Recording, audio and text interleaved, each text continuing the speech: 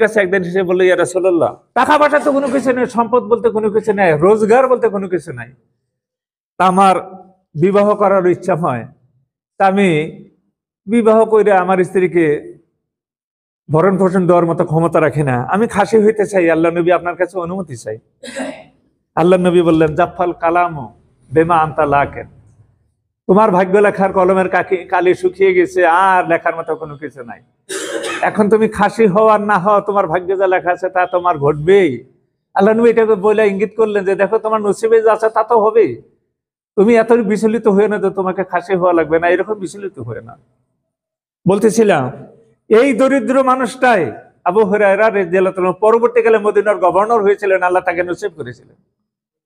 আর ইনি আল্লাহ নবীর লেখাপড়া জানতেন না, লেখা রাখার মতো ক্ষমতা ছিল না, মেমোরি তার এত ভালো ছিল যে এখনো যদি আপনারা সেই বিষয় যদি জানতে চান, পৃথিবীতে যত হাদিস গ্রন্থ আছে, এমন কোন গ্রন্থ নাই যে হাদিসের কিতাবে হযরত আবু হুরায়রা রাদিয়াল্লাহু তাআলা আনহুর বর্ণনায় হাদিস নাই, এরকম হাদিসই নাই, এরকম কোন কিতাবে নাই। যদি ওইটা কিতাব যদি আছে তাহলে ওটা কিতাবই না, হাদিসের কিতাবই না। মানে হাদিসের কিতাব হলে এই রাবের বর্ণনা সেখানে থাকতেই হবে।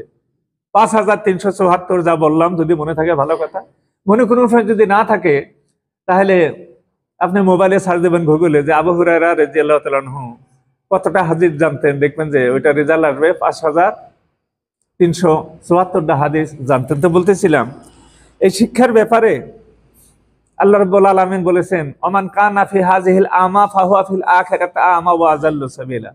ওমান কাযা ফি হাযিহিল আমা, ওমান কানা যারা ফি হাযিহিল আমা, এই জগতে যারা অন্ধ, ফাহুয়া ফিল আখিরাতি আমা, পরকালে তারা অন্ধই থাকবে। অন্ধ মানে কি? এই হেদায়েত না পাওয়ার জন্য এখানে যে অবস্থা, এই অবস্থা কাল পরকালে দিবসে তাদের এইটাই ঘটবে। এটা একটাই উদাহরণ দিতে চাই, যে হেদায়েত না পাওয়ার জন্য মানুষ মরার পরে লাখ লাখ মানুষ চিতায় আগুন জ্বালিয়ে পোড়া দিতেছে, হেদায়েত না পাওয়ার জন্য, জ্ঞান না থাকার জন্য, কোরআনের আলো তার না থাকার জন্য।